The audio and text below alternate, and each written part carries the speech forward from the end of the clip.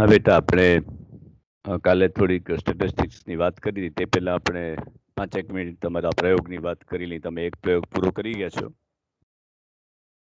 Miller liar દ્રષ્ટિભ્રમ viva છે, એની અંદર દરેક પ્રયોગમાંથી અથવા તો કોઈ પણ પ્રયોગમાંથી પ્રશ્નો પૂછી શકાય છે. આપણે કંઈ પ્રશ્નોની બહુ ચર્ચા નથી કરવી, પણ ખાલી એક વાતની ચર્ચા કરી લઈ કે પ્રાયોગિક ભૂલનો અનુભવ થયો કે નહીં તમને? પ્રાયોગિક ભૂલ એટલે શું, અને તમે પ્રાયોગિક ભૂલને કેવી રીતે નિયંત્રણમાં રાખ્યું? કોણ કહેશે? પ્રાયોગિક ભૂલનો તમારું ક્યાંય આવ્યું? પ્રાયોગિક ભૂલ થઈ તમારામાં? ક્યાંય પ્રયોગમાં ક્યાંય ભૂલ થઈ? તમે પ્રયોગ કર્યો મિલર લાયરનો, તો એમાં ક્યાંય પ્રાયોગિક ભૂલ થઈ? કોઈ પણ પ્રકારની પ્રાયોગિક ભૂલ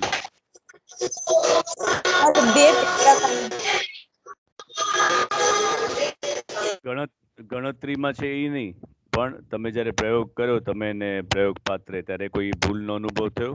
અથવા તો પ્રાયોગિક ભૂલ એટલે શું એ તમને ખ્યાલ આવ્યો પ્રયોગ દરમિયાન? પ્રાયોગિક ભૂલ એટલે શું? હા બોલો. ભ્રમ અને વિભ્રમ. હે, પ્રાયોગિક ભૂલ એટલે શું? એટલે સર એમાં છે ને, જેમ કે ચડતા ક્રમમાં ઉતરતા ક્રમમાં, એમાં ક્યારેક ઉતરતા ક્રમ હોય તો ચડતા ક્રમમાં થઈ ગયું હોય તો એ ભૂલ કહેવાય એક પ્રકારની. હા, બરોબર છે. એટલે જ્યારે પ્રયોગકર્તા દ્વારા અપૂરતા નિયંત્રણને કારણે કોઈ પણ પરિસ્થિતિમાં સ્વતંત્ર પરિવર્તન સિવાયના પરિવર્તનની જ્યારે અસર થાય, ત્યારે પ્રાયોગિક ભૂલ થાય છે. અને એને નિયંત્રણ કરવા માટે આપણે શું કરીએ છીએ કે મિલર લાયર પ્રયોગ ખાસ તો તેમાં આપણે ડાબી તરફ પ્રમાણિત રેખા રાખીએ છીએ, પછી જમણી તરફ રાખીએ છીએ, પાછી જમણી તરફ રાખીએ છીએ, અને પછી ડાબી તરફ રાખીએ છીએ. દિશાનો ભ્રમ ન થાય એટલા માટે, સતત ભૂલ ન થાય એટલા માટે, સ્થિર ભૂલ ન થાય એટલા માટે. તો આ રીતે એનું નિયંત્રણ કરી શકાય છે. બીજું, આપણે ચડતા ક્રમમાં ગોઠવીએ છીએ, વળી ઉતરતા ક્રમમાં, વળી ઉતરતા ક્રમમાં, વળી ચડતા ક્રમમાં. ચૌચ આ બધું યાદ રાખવું પડશે, કોષ્ટક તમારે, કારણ કે એ જ મહત્વનું છે. સ્ટેબલ છે એ મહત્વનું છે. તમે આખો પ્રયોગ કરી લીધો ને પછી કોષ્ટક ભૂલી ગયા તો મુશ્કેલી પડી જાય. એટલે આ બધા નિયંત્રણનું છે. પણ જો એમાં ભૂલ થઈ ગઈ, એવું થયું કે આપણે પ્રયોગ કરવા માંડ્યા અને ચડતા ક્રમમાં જ બીજી વાર કરી નાખ્યું, તો સામેવાળી વ્યક્તિને એ ખબર નથી, તો આપણે કદાચ ખબર પડી જાય કે આ તો એનું ફરીથી આમ પરિવર્તન રેખાને ફેરફાર કર્યો. એટલે આ ખાસ ધ્યાન રાખવાનું છે. તમને ખ્યાલ આવી ગયો, હવે મિલર લાયરનો પ્રયોગ કર્યો, પ્રેક્ટિકલ કર્યું, એટલે તમને ખ્યાલ આવી ગયો કે સ્થિર રેખા, જે પ્રમાણિત રેખા છે, એ એક જ બાજુ જે દોરેલી રેખા છે, સ્થિર રેખા છે, પ્રમાણિત રેખા, તેનું માપ કેટલું હતું? 160. 160 શું? 160 મિલીમીટર.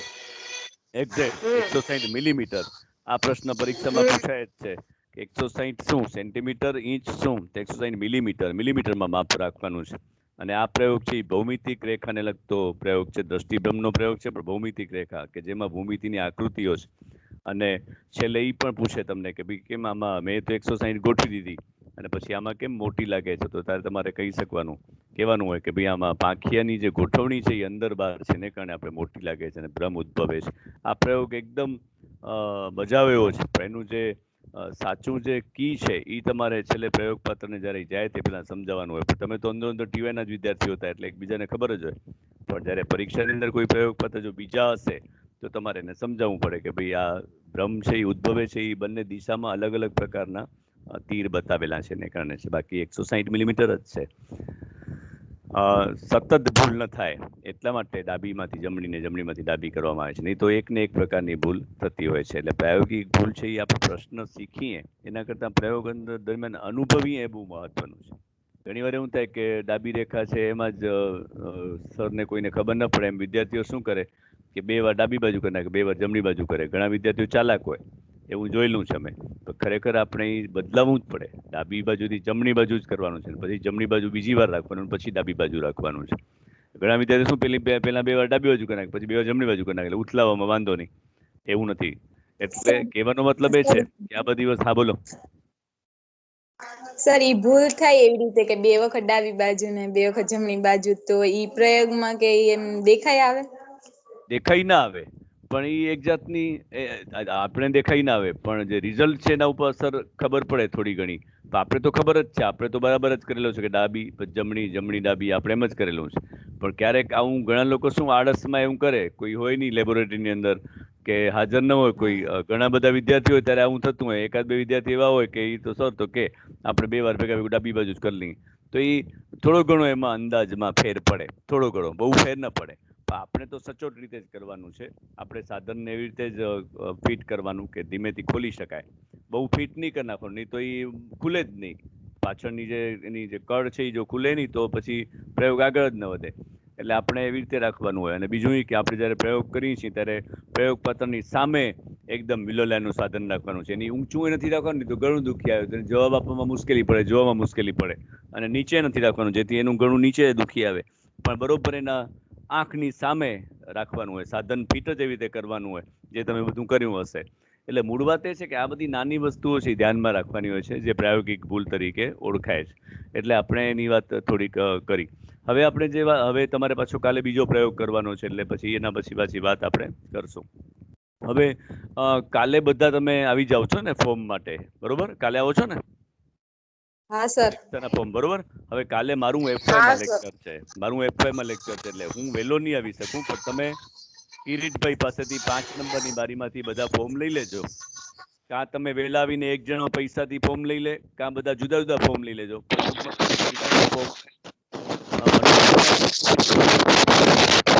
અવાજ આવે છે, અવાજ. હા, મનોવિજ્ઞાનના વિદ્યાર્થી છે એમ કહીને ફોર્મ લેજો. શા માટે? કે આપણી ફી છે એ વધારે છે લેબોરેટરીની ફીને કારણે. એટલે કાંઈ એક જણું ભેગા થઈને લઈ લેજો અને પછી ફોર્મ ભરીને મને આપી દેજો, હું સબમિટ કરી દઈશ. તમે પ્રેક્ટિકલ કરતા હશો તે તમારી રિસિપ્ટ બની જશે.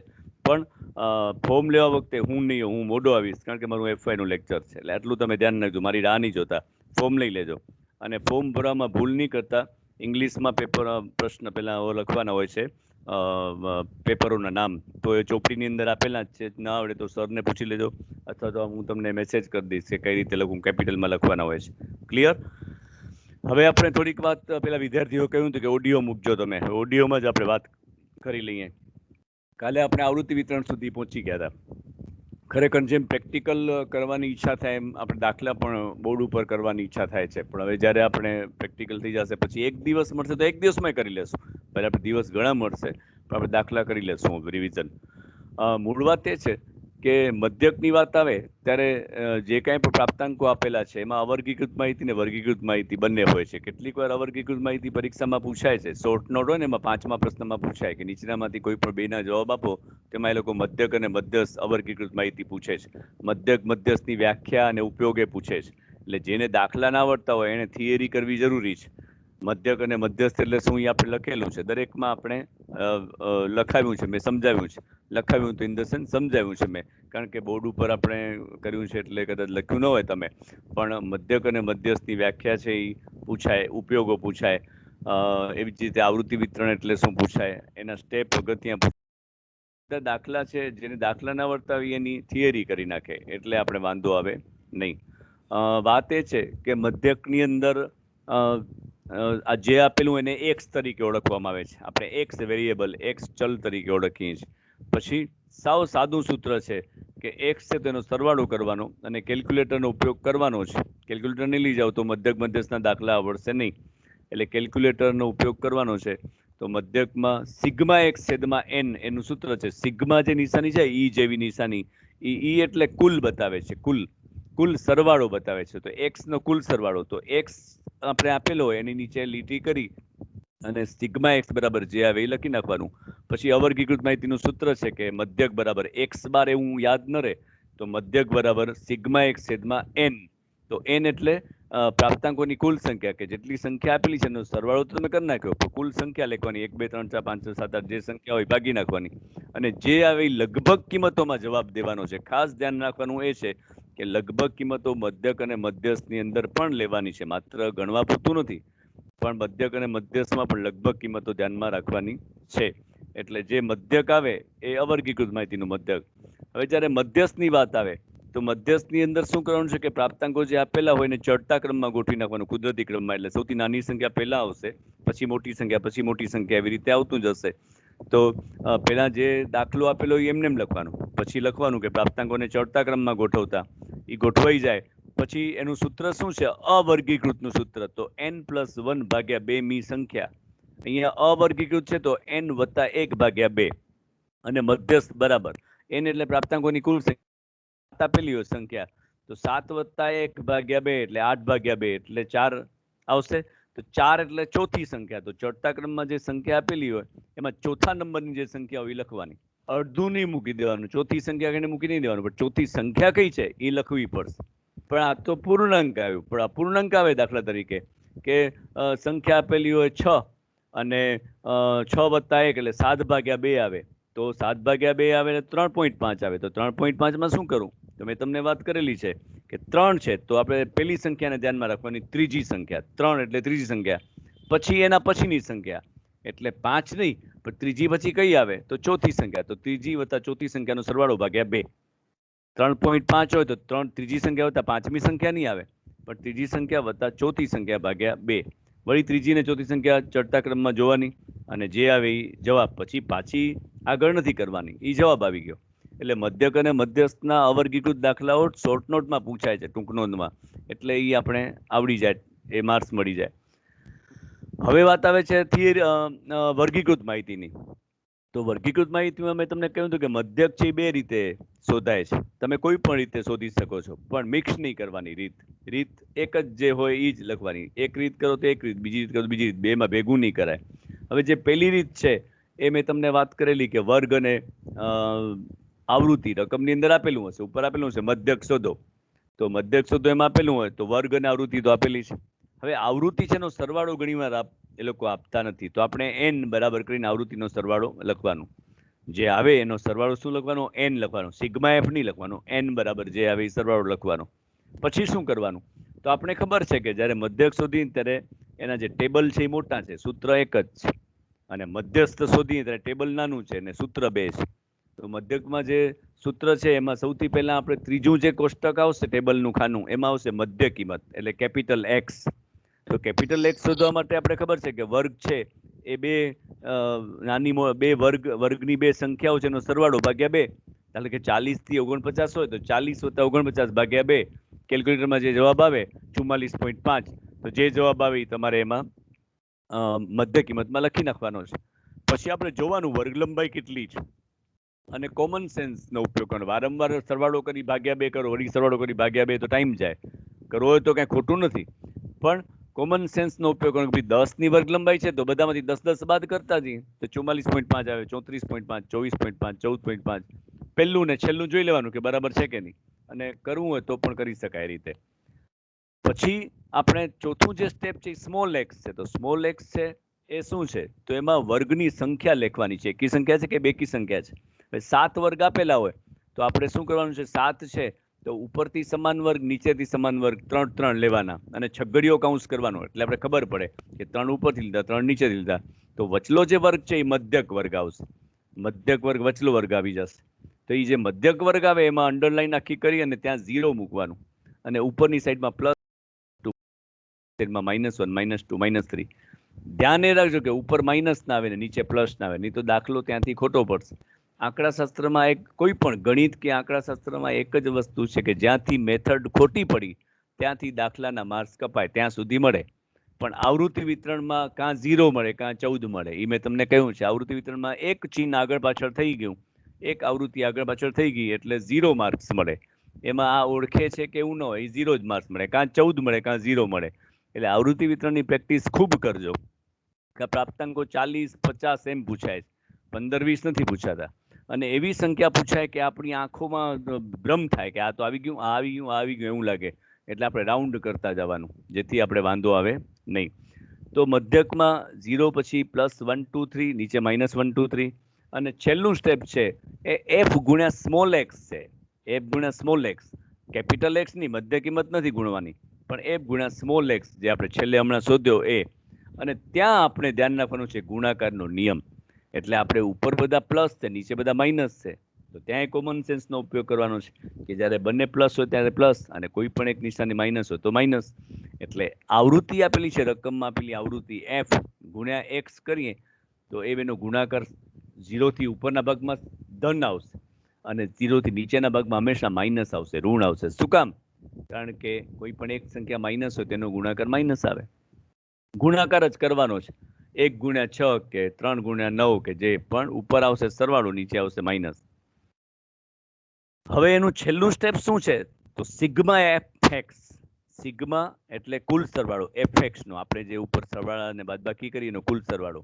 તો એમાં આપણે સરવાળા બાદબાકીનો નિયમને બહુ ધ્યાનમાં રાખવાનું છે. જેટલી સરવાળાની કિંમત છે એનો સરવાળો પહેલા કરવાનો. દાખલા કે +4 +6 +3 તેનો સરવાળો પહેલા કેલ્ક્યુલેટરથી જ કરવાનો, મોઢે નહીં કરવાનો. પછી માઇનસ છે એનો પણ સરવાળો કરવાનો, કે બંને સમાન નિશાનીનો સરવાળો કરવાનો છે. -3 હોય, -2 હોય, -1 હોય, જે હોય તો એ સરવાળો કર્યો. પછી બરાબર કરી અને મોટી સંખ્યામાંથી નાની સંખ્યા બાદ કરવાની. દાખલા કે +8 આવે ને -14 આવે તો 8 માંથી 14 બાદ ન થાય, પણ મોટી સંખ્યા કઈ આવે? 14 છે, તો 14 માંથી 8 બાદ થાય. એટલે એ ધ્યાન રાખવાનું, એ કેલ્ક્યુલેટર જ કરશે. એટલે 14 માંથી 8 બાદ કરો, જે સંખ્યા આવી એ લખવાની. પણ છેલ્લે આવશે નિશાની. તો નિશાનીમાં ધ્યાન એ રાખવાનું છે કે જ્યારે જે સંખ્યા મોટી હોય બંનેમાંથી એની આગળ જે નિશાની હોય એ લાગે. 14 ની આગળ માઇનસ હોય ને 8 ની આગળ પ્લસ હોય તો 14 મોટી સંખ્યા છે તો માઇનસની નિશાની લાગશે, તો નીચે માઇનસ આવશે. જો તમે માઇનસ પ્લસમાં ભૂલ કરી તો આગળનું આખું સ્ટેપ છે એ ખોટું થશે. આ બહુ ક્લિયર છે. એટલે કેલ્ક્યુલેટરથી જ કરજો. જો સાવ ખબર ન પડે કદાચ તો શું કરવાનું કે +8 છે તો 8 -14 કરશો એટલે ઓટોમેટિક માઇનસમાં જવાબ આવશે, તો એ લખી નાખવાનું. તમારે નિશાનીઓ યાદ રાખવાની જરૂર નહીં પડે. એ સીધું કેલ્ક્યુલેટર જ જવાબ આગળ નિશાની બતાવી દેશે અને તમને ખબર પડે તો કાંઈ પ્રશ્ન નથી રહેતો. એટલે વાત એ છે કે જે જવાબ આવ્યો એના આધારે મધ્યકનું સૂત્ર આપણે ગણવાનું થાય છે. હવે વર્ગીકૃત માહિતીનું સૂત્ર કયું છે એ ખબર છે કે મધ્યક બરાબર AM + સિગ્મા એફએક્સ છેદમાં n ગુણ્યા I. હવે AM એટલે શું? તો જે આપણે મધ્યક વર્ગ નક્કી કર્યો છે એ મધ્યક વર્ગની મધ્ય કિંમત. જે મધ્યક વર્ગ આખો દોરેલો છે એમાં જે મધ્ય કિંમત સમાયેલી છે x એ આપણો AM છે, એટલે આપણે બાજુમાં લખીએ છીએ. તો દાખલા કે 30 34.5 હોય કે 24.5 હોય કે જે હોય એ મધ્ય કિંમત એ આપણે ત્યાં મૂકવાની છે. પછી પ્લસ સિગ્મા એફએક્સ, તો જે આવ્યું હોય નીચે આપણે જે સરવાળો કર્યો હોય, પણ એમાં જો માઇનસ હોય તો ત્યાં માઇનસ વાળી નિશાની વાળી જે સંખ્યા છે કૌંસમાં લખવાની, કારણ કે પછી એ બાદબાકી થઈ જશે. મેં તમને કહ્યું હતું કે સિગ્મા એફએક્સ જો નીચે માઇનસ આવે તો અહીંયા બાદબાકી થશે અને સિગ્મા એફએક્સ જો સરવાળો આવે પ્લસ આવે તો પ્લસ થશે. એટલે AM + સિગ્મા એફએક્સ માં માઇનસ હોય તો કૌંસમાં માઇનસ છેદમાં n. n એટલે શું? તો ઘણા શોધ્યા કરતા હોય કે n ક્યાં છે, પણ એ આવૃત્તિનો કુલ સરવાળો. જે રકમમાં આપેલી આવૃત્તિ છે f એનો કુલ સરવાળો એટલે n. તો એ n ની સંખ્યા આવશે ને ગુણ્યા I એટલે વર્ગ લંબાઈ. હવે આ ત્રણેય સ્ટેપ અલગ છે. AM અલગ છે, પ્લસ સિગ્મા એફએક્સ છેદમાં n એ અલગ છે ને ગુણ્યા I અલગ છે. એટલે આપણે શું કરવાનું છે કે શરૂઆત કરવાની છે I થી, પણ આપણે આગળની જે વસ્તુઓ છે એમનેમ રાખવાની છે. એટલે AM એમનેમ રહેશે. એટલે કે 30.5 હોય કે 34.5 એમનેમ રાખવાનું. પછી પ્લસ સિગ્મા એફએક્સ છેદમાં n છે એનો ભાગાકાર જોવાનો. દાખલા તરીકે સિગ્મા એફએક્સ 8 આવે અથવા 18 આવે અને છેદમાં n બરાબર 50 આવે તો 18/50 ગુણ્યા I બરાબર 10 હોય તો ગુણ્યા 10 છેદમાં 1. વર્ગ લંબાઈ નીચે કાંઈ ન હોય તો છેદમાં 1 કરી નાખવાનું. શા માટે? કે ઉપરનો ગુણાકાર ને નીચેનો ગુણાકાર થાય. એટલે ગુણાકાર થઈ જાય 18 ગુણ્યા 10 એટલે 180 ભાગ્યા જે નીચે 50 છે એ જે આવે એને આપણે AM સાથે સરવાળો કે બાદબાકી કરવાની છે. આ ખાસ ધ્યાન રાખવાનું. હવે AM પ્લસ જો કૌંસમાં માઇનસ વાળું હોય તો માઇનસ થશે અને પ્લસ થશે તો પ્લસ થશે. આ સાદુરૂપ આપવામાં જ મુશ્કેલી પડે છે વિદ્યાર્થીઓને. એટલે જો સાદુરૂપ ખોટું પડે તો એટલા માર્ક્સ કપાય, બાકી આગળની બધી રીતના માર્ક્સ છે એ મળે. એટલે આ ધ્યાન રાખવાની વાત એ છે. એટલે મધ્યક છે એ પણ પરીક્ષાની અંદર પૂછાય છે, આવૃત્તિ વિતરણે પૂછાય છે અને મધ્યસ્થ છે એ પણ પૂછાય છે. હવે એની અંદર સરળ શું છે? તેમાં વર્ગ અને આવૃત્તિ આપેલા છે. પછી એના ઉપરથી CF શોધવાની છે, સંચય આવૃત્તિ શોધવાની છે. સંચય આવૃત્તિ એટલે કે આવૃત્તિનો સંચય કરવો, સરવાળો કરવો, ઉમેરો કરવો. તો આપણે બે રીતે કરી શકીએ. n બરાબર આવૃત્તિનો સરવાળો આપણે જે n આવ્યો એને ઉપર લઈ જઈ શકીએ અને કાં નીચેથી જ આવૃત્તિને આપણે સરવાળો કરતા જઈએ. મને જે સરળ લાગે છે એવું લાગે છે કે ઉપરથી બાદબાકી કરવી સારી. તો નીચે n બરાબર જે સંખ્યા ધારો કે 40 છે તો 40 છે એ પેલા વર્ગની સામે લખી નાખવાનું સંચય આવૃત્તિના ખાનામાં. પછી 40 માંથી સૌથી પેલા વર્ગની આવૃત્તિ બાદ કરી લખવાનું નીચે બીજા વર્ગની નીચે. ક્રોસમાં બાદ કરવાનું છે, ક્રોસમાં લખવાનું છે, બાદ સામસામે કરવાનું છે. n બરાબર 40 છે એ પેલા લખી નાખવાનું, પછી એની સામે આવૃત્તિ છે એ બાદ કરી નીચે લખવાનું, વળી સામેની આવૃત્તિ બાદ કરી નીચે લખવાનું. છેલ્લે આવૃત્તિ અને સંચય આવૃત્તિ સરખી આવે તો આપણી બાદબાકી સાચી, 1 આવે એટલે સમજી લેવાનું કે સાચું, 3 આવે તો સમજી લેવાનું આપણી આવૃત્તિ સાચી, બાદબાકી સાચી. પછી મધ્યસ્થની અંદર બે સૂત્ર છે. મધ્યસ્થનું પહેલું સૂત્ર છે કે વર્ગીકૃત માહિતી છે, એટલે n/2 અહીંયા +1 નહીં આવે. તમે આખું બરાબર કર્યું ને હું આ n+1 કરી આવ્યા તો આગળનો દાખલો જોશે જ નહીં, 2 માર્ક્સ મળશે 14 માંથી. એટલે વર્ગીકૃત માહિતી આવે ત્યારે માત્ર n/2 મી સંખ્યા જે વર્ગમાં સમાયેલી હોય તે વર્ગ શોધવાનો છે આપણે. અવર્ગીકૃતમાં ખાલી સંખ્યા શોધવાની હતી, જ્યારે અહીંયા આપણે વર્ગ શોધવાનો છે, કારણ વર્ગીકૃત માહિતી છે એટલે n+1 નહીં આવે, ખાલી n/2 મી સંખ્યા જે વર્ગમાં સમાયેલી હોય તે વર્ગ. હવે n બરાબર 40 હોય તો 40/2 એટલે 20મી સંખ્યા. તો દાખલા તરીકે 20મી સંખ્યા આવી એ તમારે ક્યાં જોવાની? તો એમાં સંચય આવૃત્તિનું જે ખાનું છે CF નું, એમાં નીચેથી, ઉપરથી નહીં, નીચેથી 20 સૌથી પહેલા ક્યાં સમાયેલી છે જોવાની. પછી તો સમાયેલી હશે જ, પણ નીચેથી સંચય આવૃત્તિમાં 20 ક્યાં સમાયેલી છે જોવાની. દાખલા તરીકે કોઈકમાં 21 આવે તો એમાં 20 સમાયેલી છે, તો ઈ વર્ગ છે એનો મધ્યસ્થ વર્ગ છે. અહીંયા આપણે 1, 2, 3 એકી સંખ્યા બેકી સંખ્યા લેખતા નથી, બરોબર. આપણે મધ્યકમાં એક વાત કરતા ભૂલી ગયા કે જ્યારે બેકી સંખ્યા હોય 8 હોય વર્ગ, તો 3 લઈને 2 વચ્ચે રહેલા વર્ગમાંથી જેની આવૃત્તિ હોય એ મધ્યક વર્ગ આવે, અને જો આવૃત્તિ સમાન હોય તો કોઈ પણ વર્ગને મધ્યક વર્ગ તરીકે લઈ શકાય. એ વાત એક રહી ગઈ કહેવાની. મધ્યસ્થની અંદર આપણે વર્ગ ગણવા નથી, એકી સંખ્યા બેકી સંખ્યા કાંઈ પણ, સીધું આપણે સૂત્ર પ્રમાણે કરવાનું છે. અને દાખલા તરીકે જે વર્ગ આવ્યો એ વર્ગ લખવાનો છે. દાખલા તરીકે 30 થી 39 નો વર્ગ આવ્યો તે લખવાનો. પછી બીજું સૂત્ર, તો મધ્યસ્થ બરાબર L એટલે નિમ્ન સીમા લોઅર લિમિટ વત્તા n/2 - CF છેદમાં FM ગુણ્યા I. તો L એટલે નિમ્ન સીમા, તો 30 થી 39 નો વર્ગ છે તો 30 ની નિમ્ન સીમા શું આવે? તો પેલી કિંમતમાંથી 0.5 બાદ કરીએ એટલે 29.5. પછી n/2 તો આપણે શોધ્યા, -CF શું આવે? સંચય આવૃત્તિ. તો જે મધ્યસ્થ વર્ગ છે એની નીચેના વર્ગની સંચય આવૃત્તિ લખવાની છે. પછી નીચે FM છે, તો FM રેડિયો એટલે FM એટલે શું? તો જે મધ્યસ્થ વર્ગ છે એની મુખ્ય આવૃત્તિ, સામે રહેલી આવૃત્તિ, રકમમાં આપેલી આવૃત્તિ, અને ગુણ્યા I એટલે વર્ગ લંબાઈ. સૂત્ર જો બરાબર મૂકશો તો તમને ક્યાંય પણ સાદુરૂપ આપવા મુશ્કેલી પડશે નહીં. છેલ્લે L પ્લસ જે હોય સરવાળો એનો થઈ જશે. સૂત્ર ઘોખવા પડશે, અને આ તો હજી પહેલા સેમિસ્ટરના સૂત્ર છે. પછી સૂત્ર થોડાક અઘરા આવશે છઠ્ઠામાં, અને MA કરશો તેનાથી અઘરા આવશે. ડરાવતો નથી, પ્રેક્ટિસ મેન પરફેક્ટ. તમારે પ્રેક્ટિસ તો કરવી જ પડશે, એના માટે દરેક દાખલાની પ્રેક્ટિસ કરવી પડશે, બરોબર છે.